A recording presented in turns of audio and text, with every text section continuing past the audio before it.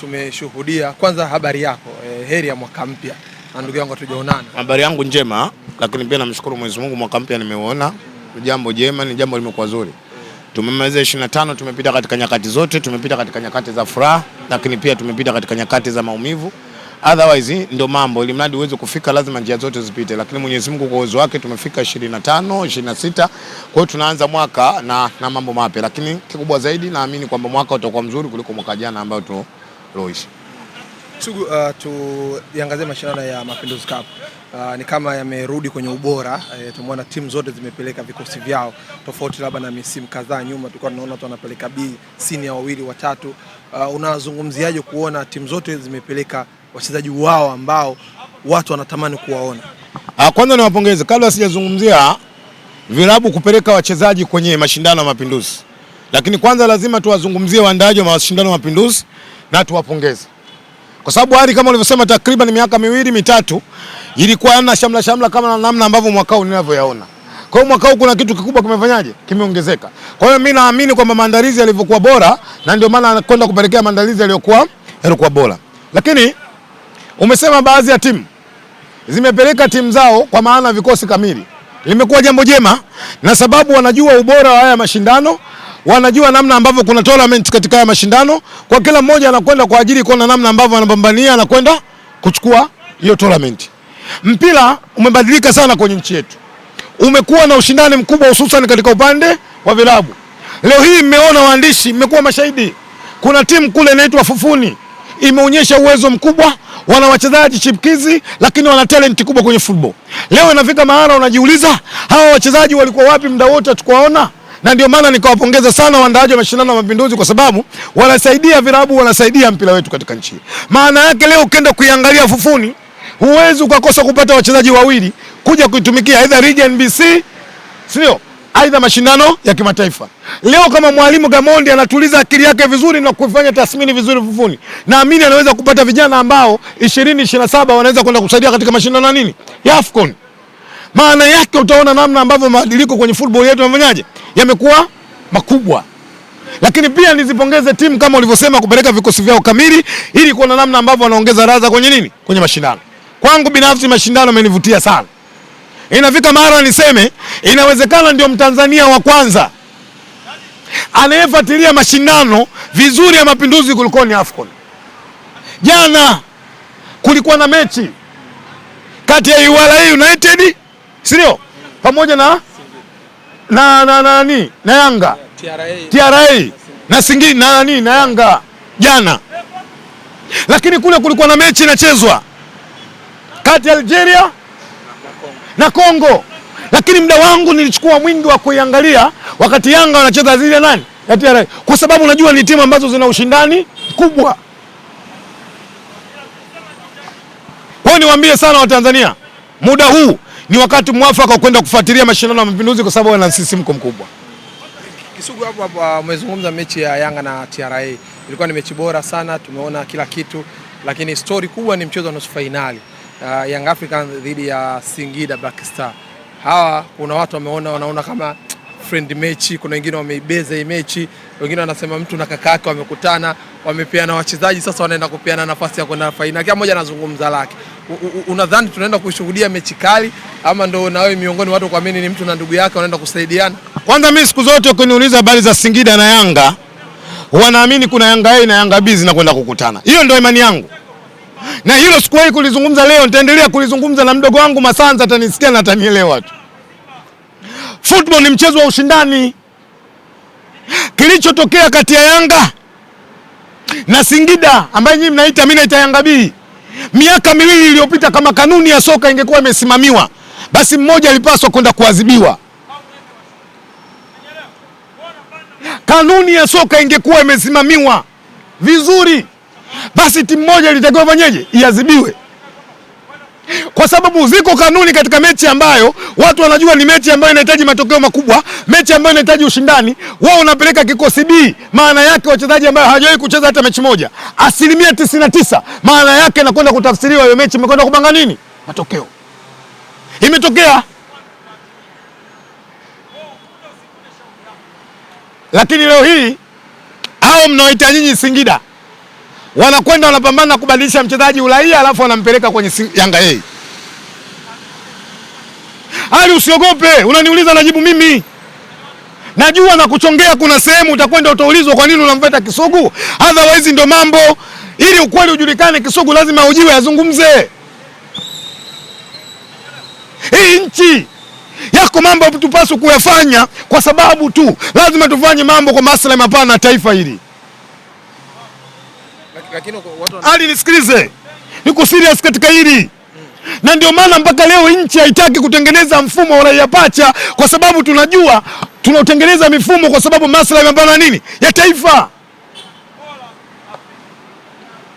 Lakini ukiachia mfumo na utaratibu wa nchi kwenye uraia, lazima tuangalie kanuni za FIFA zinasemaje kwenye uraia. Halafu leo unakaa hali unaniambia kuna mechi, hakuna mechi. Tuseme Singida na Yanga wanakwenda kukutana, watakubaliana. Nani aende? Wakishakubaliana makubaliano, sitomsubiri mtu finali. Lakini haipo. Hakuna ushindani Yanga na Singida, haupo. Haujawahi kutokea na wala hautatokea kwenye dunia hii. Yanga na Singida. Yes. Na ndio maana kwa ushahidi jana mdogo wangu ninayempenda kuliko mtu yote duniani, Ali Shaban Kamwe, amemwona Masanza na njaa akamtwanga na 20,000. Jana. Nani anakataa? Wewe unakataa? Nakubali, nimeona video. Sasa kama umekaa pale wanagaiana hela na kamera zinawamulika, wala utashindwa kupeana matokeo?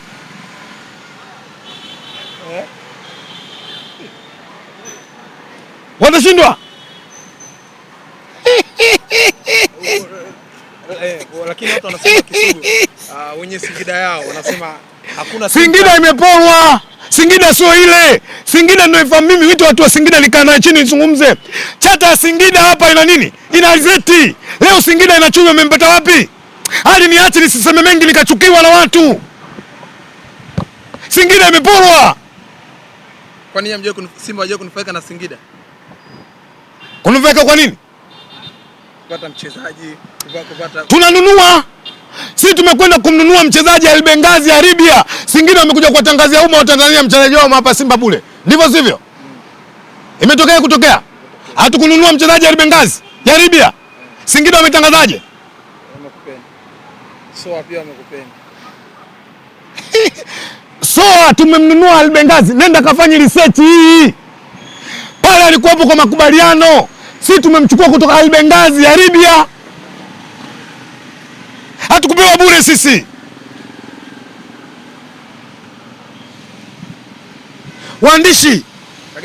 Waandishi, usaidieni mpira. Tuwe serious katika mambo haya. Serikali ya ilali mchana ilali usiku inapambana kuhakikisha football ya nchi inafanyaje? Inakwenda. Lakini katika watu wa kwanza wanaosaliti mpira kwenye nchi, ninyi baadhi yenu waandishi wa habari hamtaki kusimama katika misimamo ambayo serikali wanasimamia. Taifa hili 2027 linakwenda kuandaa mashindano AFCON. Serikali inawekeza uwekezaji mkubwa kwenye mpira. Leo hii Samia Stadium Arusha imefika 68%. Mimi nilikuwepo wiki iliyopita, nimeshuhudia kwa macho yangu. Nyinyi kwa nini mnasimamia mpira? Nyinyi kwa nini mnaishi kwa propaganda? Alafu unakuja unasema kuna mechi Singida na Yanga. Wewe mko serious? Nusu finali hiyo. Kesho pale panawaka tarehe 8. Yanga Afrika dhidi ya Niwaombe. Na taarifa ambayo ninayo, sina mashaka nayo. Namjua mpaka mwenyekiti aliongoza hicho kikao. Yanga na Singida, Yanga na Yanga B, Yanga A inafungwa goli 2. Wewe unasema? Yanga A inafungwa goli 2. Hatuja kuelewa. Wanasema hatuwezi kukutana na mnyama. Ni Yanga anaogopa mnyama.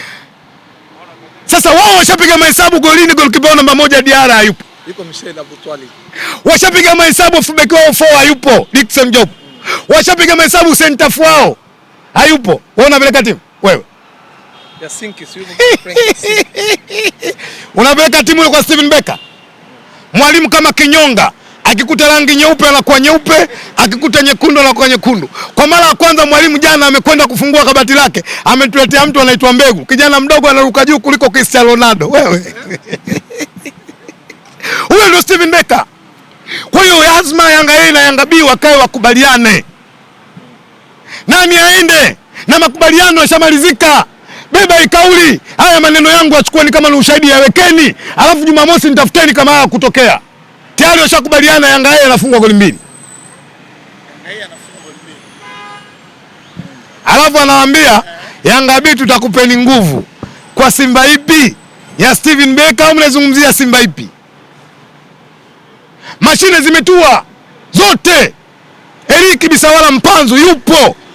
MVP wa Tanzania. Jan Chazi huu mwandishi gani anabisha nchi kwamba MVP kwa mujibu wa takwimu kama sio Charles Ahoua? Yuko wapi? Tuzo hazijatoka bado. Kabla hajatoka kwanza tunaanza na hesabu na takwimu. Ali, mpaka maisha haya mpaka muda huu hujui kama namba zinaongea? Ali una nini wewe? Au ndo wale wafuti kafuti, si ndio?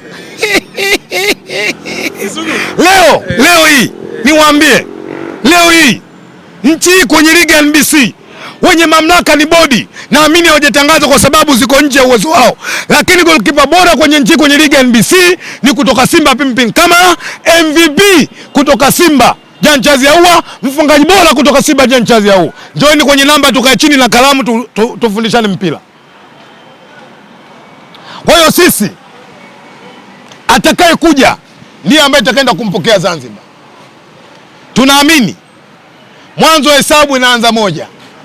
Tunakwenda kuchukua kombe la Mapinduzi. Pengine labda Mikoi mnaona mtihani na mtelezo kwa Azam FC.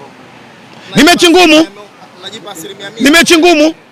Ni mechi yenye ushindani mkubwa. Wenyewe wamesema na haijawahi kutokea mechi ya Simba na Azam ikawa nini? Nyepesi. Tunawaheshimu Azam kwa mambo makuu matatu. Moja katika vilabu vina mwalimu bora katika ligi ya NBC ni Azam Football Club. Unakwenda kumzungumzia Ibenge, ameshawahi kuwa mwalimu bora katika bara la Afrika. Tunawaheshimu katika hilo. Lakini la pili, tunawaheshimu akina Abubakari na kina Yusuf, wamefanya uwekezaji mkubwa kwenye timu yao. Lakini cha tatu, tunawaheshimu wachezaji quality. Tunawaheshimu lakini hatuwaogopi. Mimi naamini kwenye dunia nyoka hana mtoto. Nyoka ukimkuta kwenye kabati piga lungu. Azam wamejichanganya na wakuta Zanzibar tunatia lungu kesho. Wanasema wanakuja utamu na wache waseme. Utamu na wache waseme. Wamesema ndio kazi yao. Wache waseme ndio kazi yao. Lakini nendeni muambie wanakwenda kukutana na Steven Becker. Mwalimu mwenye uwezo mkubwa. Ndio mwalimu anakwenda kujenga ligi ya Afrika Kusini. Leo ukiangalia Mamelodi Sundowns wamechukua wachezaji kutoka wapi? Stellenbosch.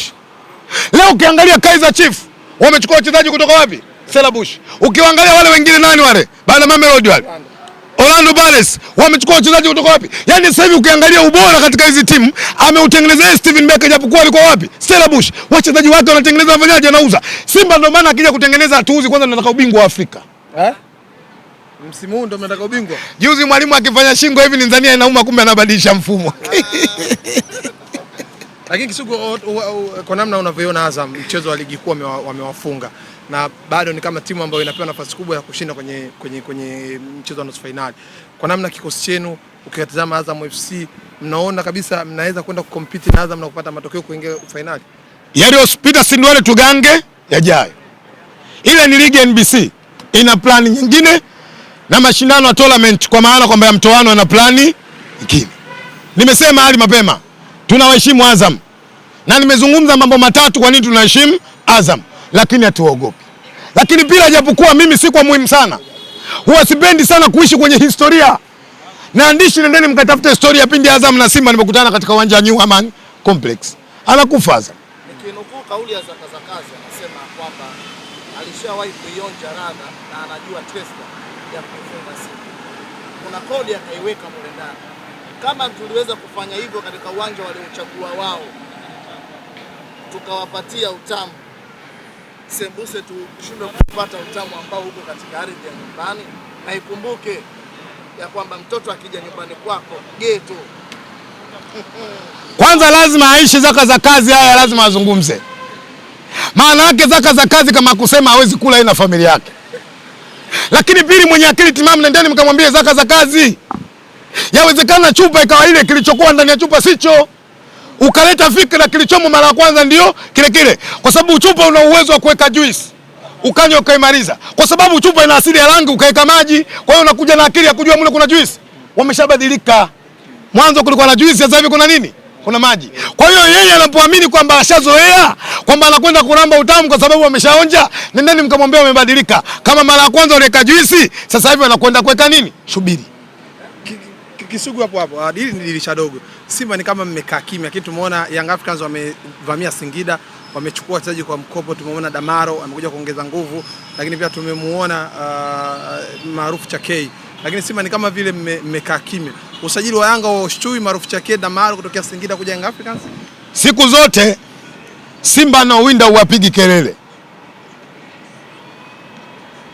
Simba anaowinda anakuwa apigi kelele. Ukimsikia mtu anapiga kelele, kwanza huyo muoga, anahitaji msaada kwa watu wa karibu waliokuwa fanyeje, wamsaidie. Lakini niwaambie wana Simba, Simba tunasajili.